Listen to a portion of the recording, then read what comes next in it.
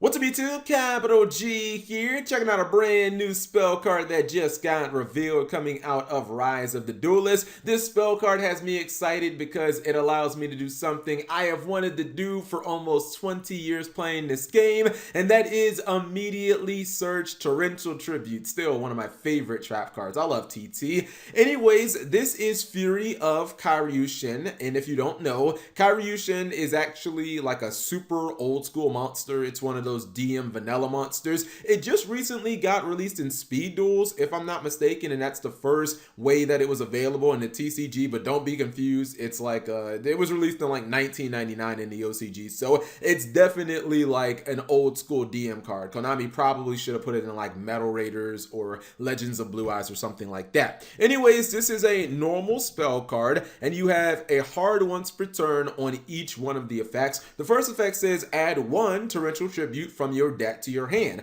Second effect says if a water monster you control would be destroyed by an effect, you can banish this card from your graveyard instead. Okay, so this is a pretty legitimate card in my opinion. I think that both effects are actually pretty solid, and the second effect makes a lot of sense, especially if you're using it in conjunction with the first effect. Obviously, your feelings towards this card are going to be directly tied to however you feel about Torrential Tributes and probably just defensive board wipes in general. Do you think cards like Torrential Tribute and Mirror Force are just over the hill? Do you think that they can still be effective? Or maybe you just think that they're outdated, they don't have a place in the game anymore? I personally believe that those cards can be effective under certain situations, especially if you're playing a defensive based deck, maybe something like Paleo Frogs, which I'll talk about momentarily. These cards, of course, are not quite as effective. Actually, they're a lot less effective if your opponent sees them coming, i.e. if you happen to search them, it's less likely your opponent's going to overextend in that situation. Very similar to something like Mirror Force Launcher, which lets you search a Mirror Force, but then your opponent's not just going to blindly attack with all their monsters. This card could obviously suffer that same problem. I think that, the second effect of this card is excellent, because if you were playing a deck maybe like Paleo Frogs or maybe even something like Phantasm Spiral, now you could be looking at a situation where